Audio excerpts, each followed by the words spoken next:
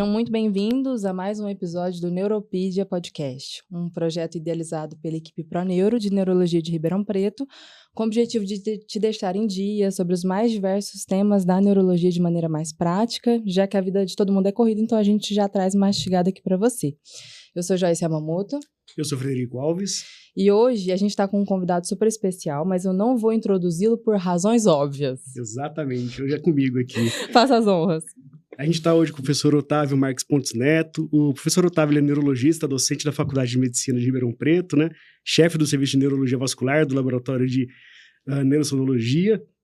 E ele é ex-presidente da Sociedade Brasileira de AVC, coordenador da Rede Nacional de Pesquisa em AVC, co-chair da World Stroke Organization e editor-chefe da World Stroke Academy. Seja bem-vindo, Otávio. Prazer enorme estar aqui com vocês, né? Já sou fã do podcast, né? Agora tive o prazer de vir contribuir, então um prazer estar aqui com vocês hoje. Não, o prazer é nosso, né? Fred, eu tô nervosa. Por quê? Nossa, é uma sumidade aqui. Exatamente. Você não tá, não? Eu falei que eu queria que fosse o primeiro convidado, não falei? Daí era o Fresati e foi o Otávio. Mas só foi porque o professor não pôde vir. Exatamente. Só porque a gente teve aquela intercorrência naquela semana. Mas hoje a gente vai falar com vocês sobre os resultados, os highlights da European Stroke Organization Conference, né, que foi em Helsinki, né? Um lugar diferente, né, que vocês foram agora. É um lugar diferente e, na verdade, mostra claramente, né, Fred, que o Congresso Europeu está ficando muito mais forte, né? Ele é o maior congresso de AVC do mundo agora. Ah, o europeu o ESOC é o mais forte. É o mais forte. Não era, né? O europeu, na época do ESC, não era tão forte.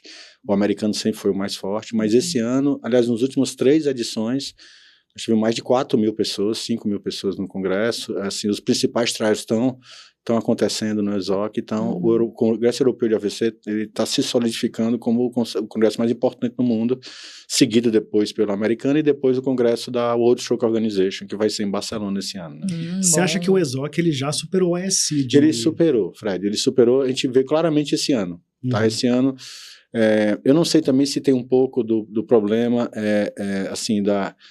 talvez com a mudança política que teve nos Estados Unidos, eu percebi menos estrangeiro no Congresso americano, tá? E também, eu acredito que o ESOC ele tem trabalhado ativamente para ser um congresso mais inclusivo, claramente, né? Então, aceitando muito trabalho internacional, né? Muito trabalho chinês, né? No ESOC, tá? Muito trabalho. A China está uma potência na produção de trabalho científico. Eu acho que no seu podcast você falou bastante de trabalho chinês, né? Eles fazem uma velocidade incrível, né? Incrível e com a qualidade cada vez maior, né? Assim, realmente. Mas também é muita gente para fazer, né? Muito paciente, né? Muito Hospitais paciente. enormes, só que eles têm uma qualidade, né? A qualidade muito substancial, assim, eles estão usando sempre consultores americanos, europeus, né? A gente aqui do Brasil também já está ajudando. E a gente vai comentar hoje alguns estudos que, inclusive, que já são colaborações da gente com os chineses. Professor, e antes da gente ir direto ao ponto, eu vi que o senhor fez uma plenária lá. Isso. Falou lá na frente para muitas pessoas. Isso. Como que é? Assim, o senhor não fica nervoso, não? Só vai lá e começa a palestrar. É natural para o senhor, né? Não, assim, a gente obviamente que, assim, você palestrar dar uma palestra para mais de 4.000 pessoas na plenária, né? E é uma sessão que geralmente tem muita gente que é a sessão de controvérsias, né, do Congresso, né? Então é uma sessão que realmente... E além disso, tem um detalhe que foi mais estressante, porque é uma sessão de controvérsia, então você é contra outra pessoa, você tem que defender um ponto de vista a outra pessoa, é uma competição na prática, né? Tem votação antes e depois, e o interessante é que eu fui contra a diretora do Congresso, né? A vice-presidente do Congresso, era a minha oponente, né? Então, foi uma experiência muito legal, tá? Foi muito legal, eu adorei dar aula, eu acho que eu fui muito bem na aula, então, assim, e eu adorei o tema foi bem desafiador, que era o uso de antitrombóticos adicionais à terapia reperfusão, quer dizer, mostrando que em alguns casos, além do trombolítico e da trombectomia, você deve fazer antiagregante plaquetário ou antitrombótico junto, que é uma coisa nova. Que seria o tirofiban no caso. Acho que a gente já pode começar com esse highlight. A gente pode começar com esse highlight. Boa ideia. Porque a gente teve o ASSET, né? Isso. Então foi um dos estudos, né, que daí mostrou isso. Foi um dos 5 principais aí do Congresso, né? O ASSET-IT foi um estudo, na verdade, que testou uma combinação que contradiz um paradigma, né, de quem trabalha com AVC, que era quase que uma cláusula pétrea, dos estudos anteriores, que era o seguinte: se você tromboliza um paciente, você tem que deixar 24 horas sem dar nenhum antitrombótico, não é isso? Então, isso é uma casa clássica pétrea da né? Constituição, né, da terapia trombolítica para AVC, né? E o que a gente vem observando na prática é que alguns paradoxos, né? Primeiro, que o paciente que usa antitrombótico já não é contraindicação para trombólise, né? Então, o paciente que vem em uso de aspirina, por exemplo, ou dupla antiagregação, você não deixa de fazer trombolítico, e sabendo que a aspirina tem, né, o efeito dela na plaqueta dura 7 dias, né? Segundo, que alguns pacientes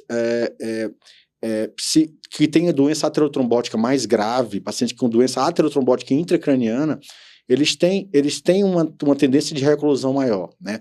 E outro aspecto importante é o seguinte: se a gente olhar para os colegas da cardiologia, né, praticamente todos os pacientes com infarto que são trombolizados recebem anticoagulação por 24 horas depois. E às vezes dupla ou tripla antiterapia antitrombótica.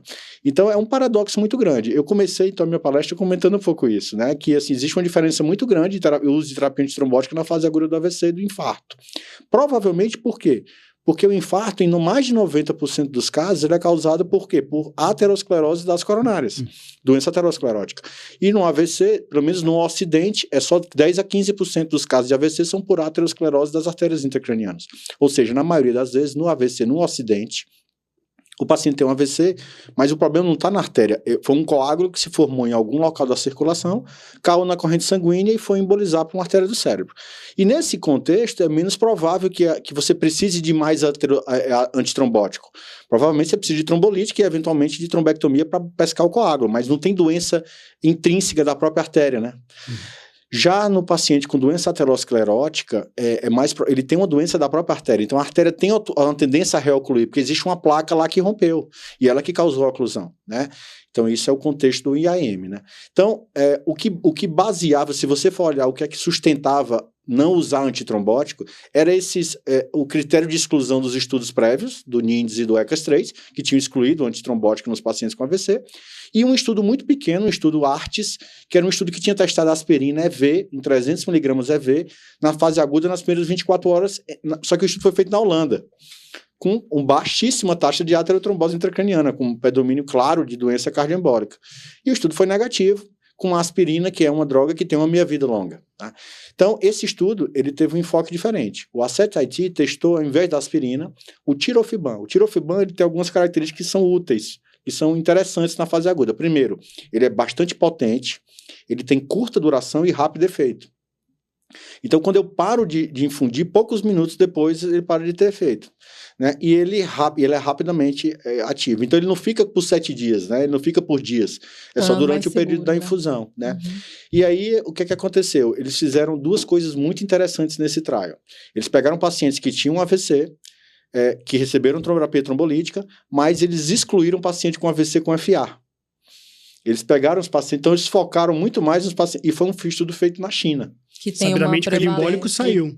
Então, é uma população enriquecida de aterotrombose e eles ainda excluíram os pacientes com fibrilação atrial. Então, claramente, isso eu acho que fica uma lição para a gente que faz doença cerebrovascular. É que a gente não pode colocar todos os AVCs no mesmo saco, como o pessoal da cardia faz com infarto. É muito fácil fazer um trial para infarto em geral, porque a doença tem uma etiologia muito homogênea. AVC não. Né? Então, você provavelmente agora, que a gente já tem terapias que funcionam, para a gente ganhar algum benefício adicional em cima de uma coisa que já funciona, como a trombólise e a trombectomia mecânica, você provavelmente vai ter que fazer um tailor, né? Vai ter que fazer um ajuste para a etiologia do AVC. Então, esse estudo pegou pacientes com AVC isquêmico, enriquecidos, porque era uma população chinesa, uma população com mais aterosclerose intracraniana, quase 50% dos AVCs lá é aterointracraniana, e excluiu pacientes que tinham FA e excluiu pacientes que eram candidatos à trombectomia mecânica. E aí, nesses pacientes, eles randomizaram os pacientes para receber tirofiban ou aspirina, tá?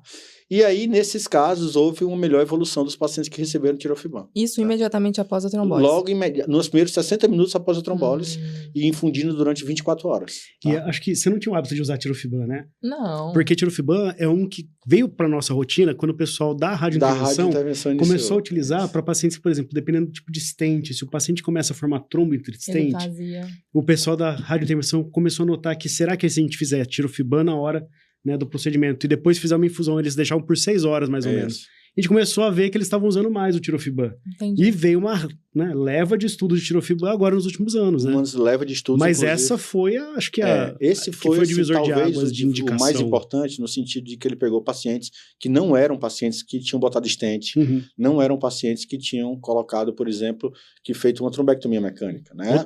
Foram pacientes com AVC isquêmico em geral, só que excluído, só que com predomínio de aterosclerose intracraniana. E aí o outcome seria reoclusão. Taxa de reclusão. Então, foi um estudo fase 3. O desfecho foi melhor, foi ranking de 3 meses mesmo. Tá. Então, no fase 2 já tinha sido positivo, tá?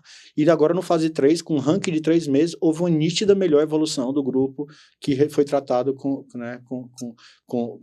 tratamento com a tirofiban. Ou seja, um estudo que talvez mude a prática clínica. Eu acho que ele mude. Eu acho que ele não vai ser um A ainda, tá? Provavelmente vai ficar nas diretrizes ainda como um cenário 2 ou 1B, provavelmente. Por quê? Porque a gente precisa provavelmente de uma validação disso no Ocidente. Tá? Como eu falei, em população enriquecida de aterotrombose, a gente não pode generalizar isso para os nossos pacientes com FA, com Chagas, com outras coisas. Então, a gente provavelmente vai precisar de validações desse estudo, mas foi um posicionamento claro num sentido que eu acho que é a direção que a gente está caminhando, que é essa de tratar, usar a terapia antitrombótica direcionada para a etiologia do AVC. Eu gosto sempre de lembrar e resgatar um conceito lá da farmacologia, que a gente começou quando a gente estudou farmacologia, do conceito de trombo vermelho e trombo branco, né? Então, lembra que aquela história do trombo vermelho é o trombo de estase, é o trombo enriquecido em células, que é um trombo de apêndice atrial esquerdo, de TVP, que é um trombo que provavelmente responde melhor à anticoagulação, como a FA e uma TVP. Já o trombo arterial de aterosclerose intracraniana é um trombo rápido, um trombo de muita enriquecido de plaqueta e fibrina. E esse tipo de trombo responde provavelmente a mais aterotrombose, ou a mais antiplaquetário mesmo. Então, para essa população de atero intracraniana grave, sintomática, ou pacientes com tandem, pacientes com reoclusão, para esses pacientes, provavelmente a gente, no futuro, agora deve começar a fazer mais, acionar esse recurso adicional, que é o uso de tirofiban ou de outros antiagregantes plaquetários, as de curta duração, para pacientes com AVC na terapia de reperfusão. Que legal, né? Muito interessante. Acho que indo na linha de trombólise, né? Pensando que a gente pode adicionar para trombólise, a gente tem uma realidade aqui que a gente faz alguns estudos, né? Da Rede Nacional de Pesquisa AVC. E teve um estudo, Joyce, que foi um estudo irmão, né? Do que a gente faz no Resilient, né? Direct TNK, que foi o Bridge TNK, né? Sim. Esse foi um estudo interessante também, né, Otávio? Esse foi um estudo que, assim, eu conto com certo pesar, tá? Porque, assim, na verdade, eu que desenhei esse estudo, né? Eu que escrevi, eu sou um dos PIs do Resilient Direct TNK, que é o estudo que a gente escreveu lá atrás, que é um sonho já de quase 6 anos já, que a gente queria testar a tenecteplase antes da terapia de trombectomia mecânica para pacientes com oclusão proximal até 4 horas e meia, né? A ideia é saber se o bridge, né, quer dizer, fazer a ponte da trombólise com trombectomia com tenecteplase é realmente superior a fazer só trombectomia direta mesmo, né? Então, existe a pergunta, será que eu preciso fazer trombolítico antes de uma trombectomia para um paciente com oclusão proximal, né? Com o TPA, essa resposta, ela foi um pouco, eu diria, um pouco frustrante. Não se conseguiu demonstrar não inferioridade da trombectomia isolada, tá? Mas o benefício de adicionar trombolítico foi muito pequeno, foi da ordem de 2% só, de melhora de ranking de 90 dias, né? Ranking de independência funcional. Então, assim, você fica se perguntando, será que eu preciso fazer um trombolítico a mais, que é uma medicação que tem os seus riscos, né? Para uma população que eu já vou fazer trombectomia? E o RTPA também não aumentou o risco de complicações? Ele aumentou um pouco o risco de sangramento, mas a longo prazo não aumentou mortalidade nessa população, tá? Então, ele é relativamente seguro, mas o benefício não foi tão importante. Já com a tenecteplase, a gente tem uma expectativa diferente. Por quê? Porque a tenecteplase é um trombolítico muito mais... Ele tem 16 vezes mais afinidade para fibrina. Ele tem uma vida curta, então tem uma comodidade posológica muito interessante. Eu posso fazer em bolo só, não preciso ficar fazendo infusão durante 1 hora. E, além disso, os estudos preliminares mostram que para paciente com oclusão proximal, ele é muito mais potente que a alteplase para fazer recanalização precoce. É como se a droga tivesse um efeito mais rápido e mais sustentado. E o trombolítico, um dos problemas da alteplase é isso, que você já sabe, né, Joyce? A gente cansava de ver isso. A gente faz o bolus, aí entre o bolus e começar a infusão, né, às vezes demora um tempão. Um gapzinho. Né, dá problema e tal, e esse gap cai o nível sérico da medicação, né? O tenecteplase não, você faz o bolus, acabou, né? E assim, e os estudos mostraram assim, nos pacientes com oclusão proximal, os estudos preliminares mostraram que para cada 9 pacientes com a oclusão proximal que eu trato com tenecteplase ao invés de usar alteplase, um deles já não vai precisar de trombectomia, porque quando eu botar na mesa ele já está aberto. E isso foi visto no estudo Bridge-TNK. Então, o que é que aconteceu? A gente escreveu o estudo, a gente começou a recrutar aqui no Brasil, mas os chineses se entusiasmaram com a ideia, viram o estudo e vieram procurar, né? A gente, na verdade, falaram com o Raul Nogueira, que é um dos PIs do nosso estudo, e eles propuseram fazer um estudo semelhante. E aí a gente, como não tem como brigar com isso, né? E não tem como competir com eles com a velocidade de recrutamento deles, a gente propôs para eles um estudo muito parecido. Então, o Raul, na verdade, participou desse estudo do Bridge-TNK. Ele praticamente compartilhou com eles o nosso protocolo para justamente facilitar depois uma análise conjunta. E o estudo testou, assim, a tenecteplase antes da trombectomia em pacientes até 4 horas e meia com oclusão proximal. Quais são as diferenças fundamentais dos dois estudos, né? Primeira diferença, assim, vamos lá partir primeiro para o resultado, né? O estudo mostrou claramente um benefício de fazer tenecteplase.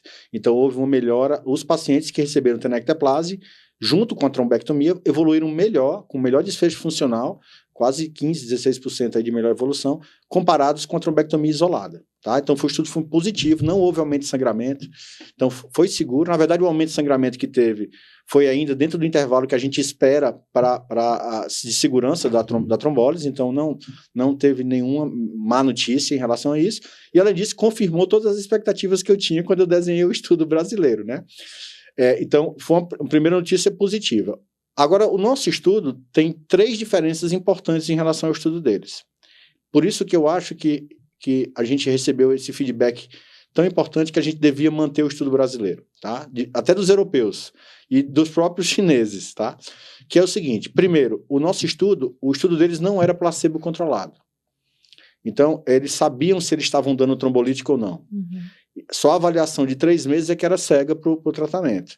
Mas quando você está dando trombolítico, né, você toma os cuidados a mais. Se você sabe que você está dando trombolítico, talvez isso mude a tua prática clínica nos primeiros dias, né? Então isso pode causar algum mascaramento, ou alguma preocupação a mais, até o número de tomografias a mais, né? Inerente à qualidade do pesquisador, independente disso. Então isso pode falsear um pouco. O nosso não, é placebo controlado. Então a gente não sabe se está dando trombolítico ou placebo, tá? Segundo, eles fizeram o estudo não com a tenecteplase da Boehringer, né, da Genentech, foi com a tenecteplase que é uma biosimilar, tá? E que não tem ainda validação no nosso meio. Apesar de ser uma droga que é eficaz, claramente, já tem estudos positivos, mas não tem uma validação ainda completa no nosso meio. Então, isso é um argumento, né? E o terceiro ponto é que o estudo deles foi feito em uma população com uma taxa de aterosclerose intracraniana muito maior do que a nossa no nosso meio, né? Então, diante dessas 3 divergências, provavelmente a literatura vai precisar de uma segunda validação também, e aí ganhou importância o nosso estudo nesse sentido, porque já tem um estudo positivo, a gente precisa mostrar que a nossa casuística também é mais ou menos parecida, e a gente espera em breve fazer uma análise combinada com os dos 2 estudos para mostrar o benefício da tenecteplase nesse contexto. E a gente espera em breve migrar, né, da alteplase para a tenecteplase, não só nos pacientes com oclusão proximal, mas nos pacientes com AVC em geral, né? Vai aposentar, né, a alteplase. Olha, eu acho que vai ficar restrito provavelmente a outras indicações, né? Como, por exemplo, para lavar catéter, ou então, eventualmente, para TEP, né? Tromboembolismo pulmonar. Mas para AVC? Para AVC, provavelmente a gente vai migrar para AVC, vai migrar para tenecteplase. É importante salientar aqui no podcast que a gente não está autorizado ainda a usar a tenecteplase no Brasil, né? Na dose de 0,25 mg por quilo. Por quê? Primeiro, porque ela não foi aprovada para a Anvisa para esse fim. Segundo, que a ampola que a gente tem no Brasil é de 50 miligramas, 40 ou 50 miligramas, que é o dobro da dose máxima que a gente usa. Desperdiça daí, então, você vai jogar metade da ampola fora, né? Um remédio caro. E acaba saindo mais caro que a alteplase. A expectativa da gente é que ainda esse ano, essa ampola de 25 miligramas seja aprovada para AVC, e aí a gente vai ter talvez uma medicação até mais barata do que a alteplase e mais eficaz. Então, realmente, deve... Só um comentário, em quesito de saúde pública, isso daí vai refletir lá na frente, menos gasto para o sistema de saúde, porque se melhora o ranking do paciente, isso daí dá menos gasto para o sistema público. Melhora o ranking, talvez diminua a necessidade de trombectomia, né? Talvez diminui também a logística, né? De você precisar fazer uma infusão e tal, e estar alguém motorizando, o tratamento vira um bolos de medicação né? E cá entre nós, essa 1 hora de infusão da alteplase, ela não é simples, né? Não. 1 hora monitorizando, a equipe que você mobiliza, e a questão de você ter que fazer intervenções durante essa 1 hora, não muda o cuidado que você tem que ter, né? Quando você faz a tenecteplase. Você monitoriza igual, né? Nessa 1 hora. Então, você não faz só e larga. Então, esse cuidado é o mesmo, porém é muito mais simples, né? Com certeza, com certeza. E assim, professor, a gente comentou aqui antes sobre um tópico que foi tratado no congresso, que foi a neuroproteção, né? Isso. E eu falo isso bastante nos meus stories, toda vez que eu tô na academia, eu posto. Queria que o senhor falasse sobre essa parte pra gente. Eu acho que esse foi um momento, eu diria, histórico, né? Assim, a gente tem que trabalhar com AVC há quantos anos, né? Não vou dizer aqui para não me entregar, mas assim, a gente trabalha há quantos anos e quantos estudos negativos em neuroproteção nós tivemos, né? Muitos estudos negativos, fase 3, assim, os fase 1 e fase 2, assim, espetaculares os resultados, quando chegava no fase 3, aquela decepção, né? Das mais diversas ações, né? Diversas, né? Não, assim, mas muitos estudos negativos em neuroproteção. E esse congresso europeu, pela primeira vez, um estudo positivo em neuroproteção, tá? O edaravone, né, que é, na verdade, uma droga que já é usada para a esclerose lateral amiotrófica, né? É uma droga que é usada como antioxidante, inibidor de radicais livres, né? O mecanismo de ação dela provavelmente é um quelante aí de radicais livres. É uma droga, foi testada na fase aguda do AVC, né, em pacientes na fase aguda, pacientes que não eram candidatos à terapia trombolítica nem à trombectomia mecânica. É importante falar isso, né? Pacientes que chegavam com AVC fora de janela e não eram candidatos a nenhum tratamento de reperfusão. E esses pacientes foram randomizados, e interessante, assim, eles fizeram uma droga que não é mais endovenosa, é uma droga VO, são 2 comprimidos de 12 em 12, a comodidade posológica super boa, né? E a medicação era mantida aí por um período de tempo aí de 30 dias, tá? E os resultados foram, assim, surpreendentes, né? É importante falar, assim, esse contexto de antioxidante e radical livre, inibidor de radical livre, no caso do AVC faz até mais sentido do que na esclerose lateral amiotrófica, né? Então a gente espera realmente que nesse contexto do AVC, que a cascata claramente tem indícios, né, de que existe uma liberação de radicais livres e a gente esperava que alguma droga fosse funcionar. Mas realmente, assim, o estudo foi muito contundente. Se a gente olha os resultados principais, houve uma melhora do ranking de 3 meses, claramente, apesar de não ter melhora do NIH na alta, tá? Então, parece que o benefício não é imediato, né? Deve ser nos 2 meses que está usando depois. Deve ser nos dias subsequentes, tá? Acredito. É um primeiro estudo. A gente tem que lembrar algumas ressalvas, né? Então, assim, tudo que é... tinha um professor meu, né? Tem um professor meu que é um grande mestre, que é o pai do Raul Nogueira, né? O Dr. Otto Nogueira, e ele sempre falava assim, todo resultado que decepciona ou surpreende demais, a gente repete, né? Então, esse resultado surpreendeu todo mundo e provavelmente precisa de repetição, porque, assim, 2 coisas a gente precisa ressaltar, né?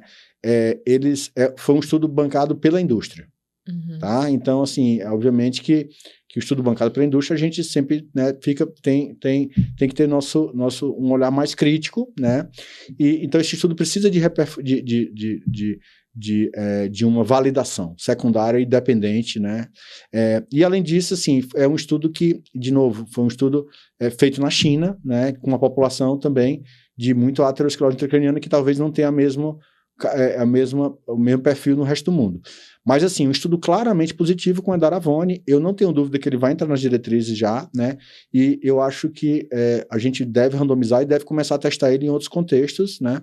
E provavelmente vão surgir estudos de validação. Se for positivo, a gente vai ter finalmente aí um neuroprotetor para tratar adjuvante para pacientes que não receberam reperfusão na fase aguda do AVC, né? Que legal. E no Brasil não tem ainda, né? O edaravone, ele é só EV, né?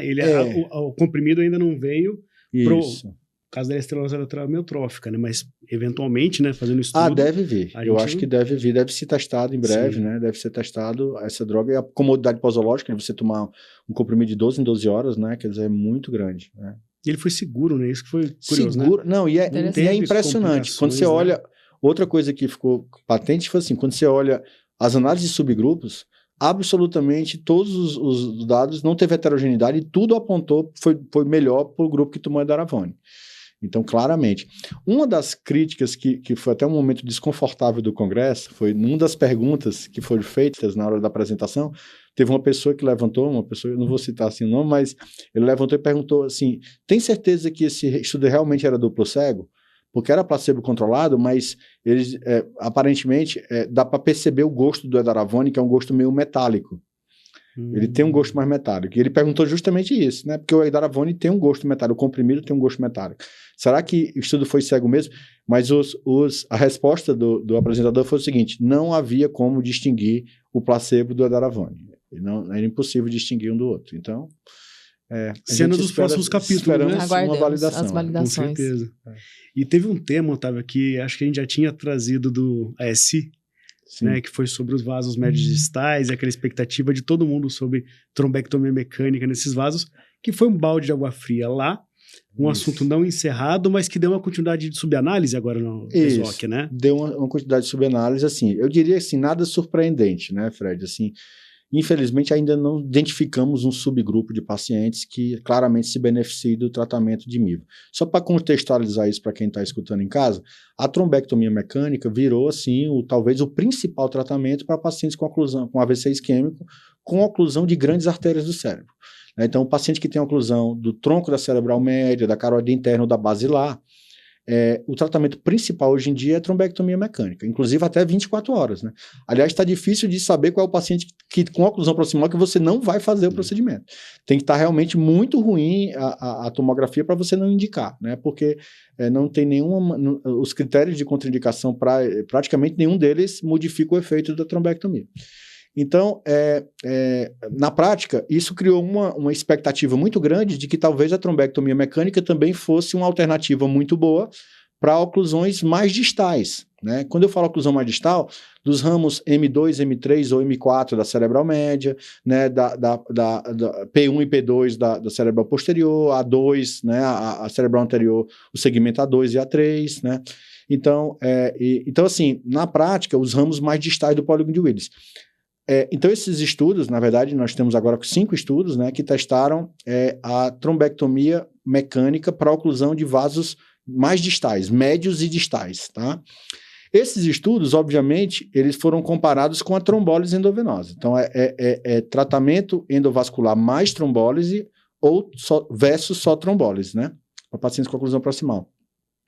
E os resultados foram, assim, um grande banho de água fria, né? Foi um grande banho de água fria porque a trombectomia não acrescentou em termos de eficácia, ela não melhorou o desfecho clínico, como ela até aumentou a taxa de sangramento e mortalidade em alguns estudos. Eu lembro de você comentar, Fred. Na volta do ASI. No seu episódio de highlights. Exatamente. Então, assim, não houve claramente uma melhora do defeito com a trombectomia, os pacientes não evoluíram melhor e houve até um aumento de mortalidade e de incapacidade funcional com esses grupos. Eu acho que o destaque mais importante que eu faria, assim, né? Provavelmente a gente vai precisar, como aconteceu com a trombectomia mecânica em oclusão proximal, que os primeiros estudos também tinham sido negativos, nós vamos precisar de um desenvolvimento tecnológico. O que o Mark Ribbo comentou muito interessante numa entrevista que eu fiz com ele também para o World Stroke Academy, ele falou assim, né? Nós estamos tratando as oclusões distais com a miniaturização dos devices de oclusão proximal. Então, é o mesmo device de oclusão proximal, só que menorzinho.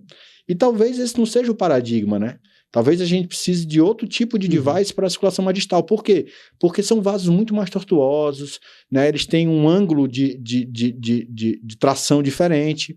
Então, talvez a estratégia tem que ser diferente, né? Não um pequeno device de trombectomia, né? Pensando que você tem que dar a volta, por exemplo, no M2, né? Exatamente. Você tem M1, daí você tem que fazer uma curvona para entrar em M2, e isso muda completamente o ângulo de tração, né? porque você perde a tração, você começa a tracionar o catéter e não tracionar a ponta do catéter, né? Então, isso tem um aspecto físico mesmo que precisa... Eu acredito que, assim, nós não vamos enterrar completamente isso, pelo contrário, eu acho que criou-se um equipoise, né? O que eu acho que eu não recomendaria nesse momento é fazer trombectomia mecânica para vaso distal. Eu não recomendaria. Eu acho que precisa fazer estudo clínico e randomizar, e provavelmente nós vamos precisar de uma inovação terapêutica, de uma inovação tecnológica, né, com a melhoria dos devices, com design mais apropriado para esses vasos mais distais, né. E, para finalizar, eu acho que a gente precisa dizer assim, né, isso também reforça que não é fácil ganhar de trombólise, né, endovenosa, né, não é fácil ganhar do velho TPA, nem agora da TNK, né. Para esses pacientes, a conclusão mais distal, o tenecteplase e a alteplase são muito eficazes, a tenecteplase, então, mais ainda. Então, não vai ser fácil ganhar da alteplase para isso, né? Da trombólise endovenosa, né? Então, para você conseguir bater... Porque a taxa de recanalização com a tenecteplase e a alteplase em oclusão proximal, ela era menor. Mas em oclusão distal, ela funciona muito bem, né? Então, provavelmente, eu acho que a gente vai ter que ter bastante inovação tecnológica para poder comprovar benefícios da trombectomia para vasos mais distais. Interessante. Indo em direção à personalização do tratamento em todas as doenças, né? Em todas as doenças. E eu vou trazer aqui para a gente finalizar um tema que, inclusive, o Fred, novamente, estou te citando, Alves et al. O Fred abordou no episódio sobre neuroimagem, né? Ele fez um episódio fantástico. Gente, quem não assistiu ainda, acesse o episódio de avaliação de tomografia no contexto de AVC agudo. Ele falou sobre a possibilidade de estender a angiotomo para a gente avaliar alterações cardíacas. Parece que foi um tema quente lá no ESOC, não foi? Foi sim. Foi o Você estudo... poderia falar para a gente? Claro. Foi o estudo Daylight, né, que já tinha sido apresentado, né, no Congresso Americano. Foi um estudo muito interessante do nosso amigo Luciano Esposato, né, que é um argentino, na verdade, que está trabalhando em Toronto. O de Luciano, ele testou de uma forma muito elegante uma coisa que a gente já fazia aqui em Ribeirão, né? A gente já fazia aqui em Ribeirão. Fica mordido com esse tema, porque a gente já faz tempo isso. A gente perdeu a chance de fazer, de demonstrar isso, né? Mais uma vez, mas tudo bem. Quem chega primeiro bebe água fresca.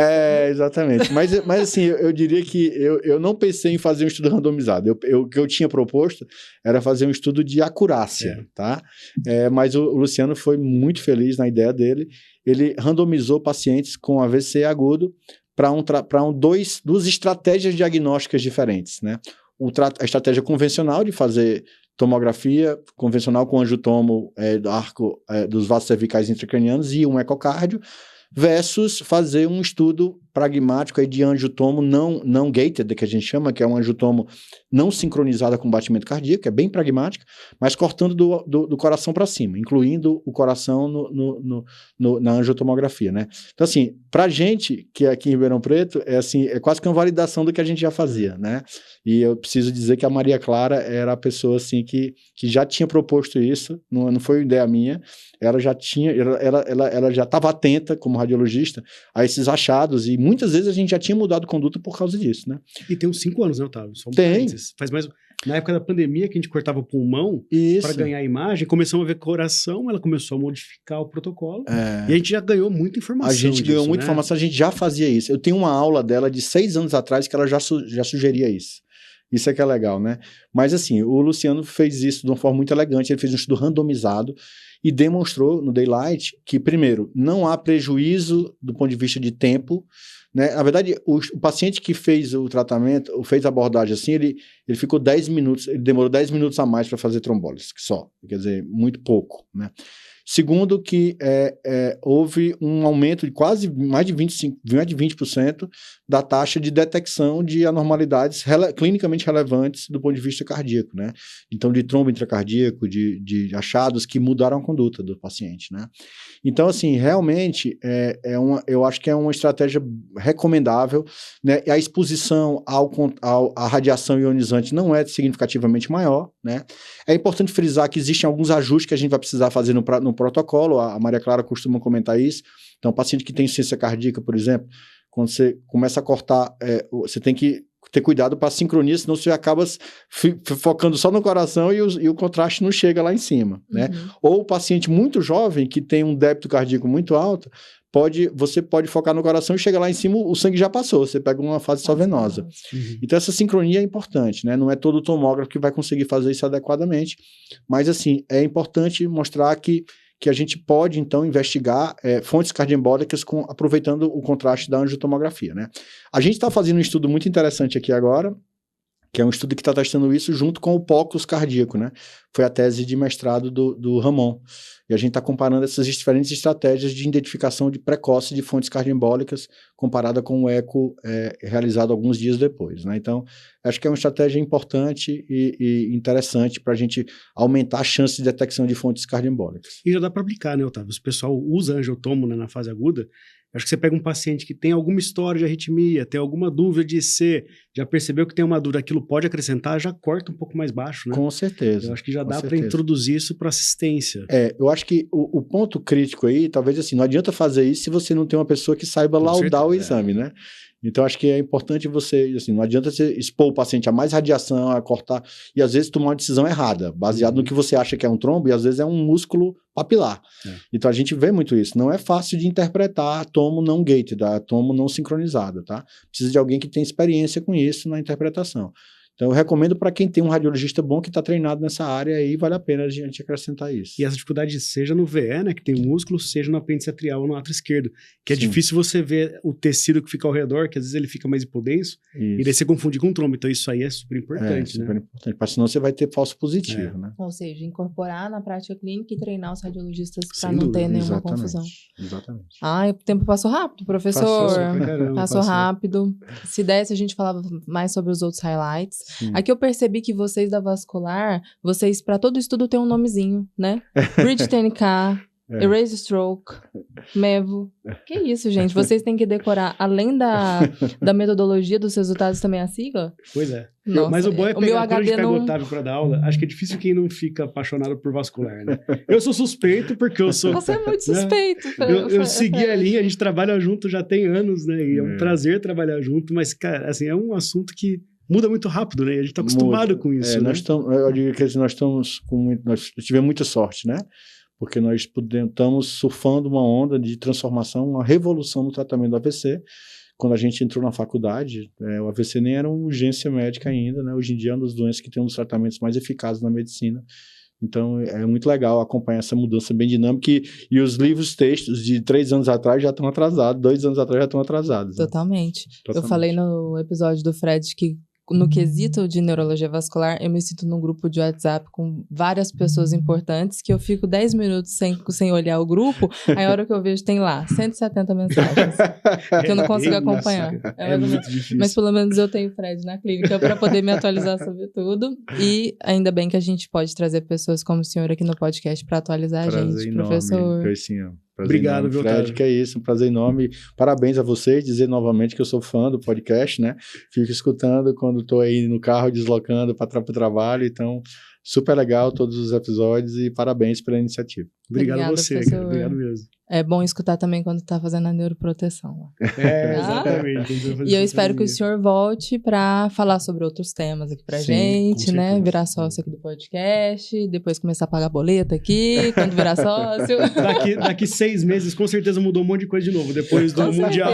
Depois do Mundial de Barcelona, a gente vai conversar mais. Perfeito. Aí o senhor já fica o convite para os highlights do Mundial de Barcelona. Já está aceito. Verdade, já está aceito. Muito obrigado, professor. De nada, gente. Obrigado, Otávio. Parabéns. Pessoal, muito obrigada a quem ficou com a gente aqui até agora. Não se esqueçam de ativar os sininhos de notificações para que vocês recebam em tempo real os episódios que a gente vai lançando. E fiquem ligados para o próximo episódio. Um abraço.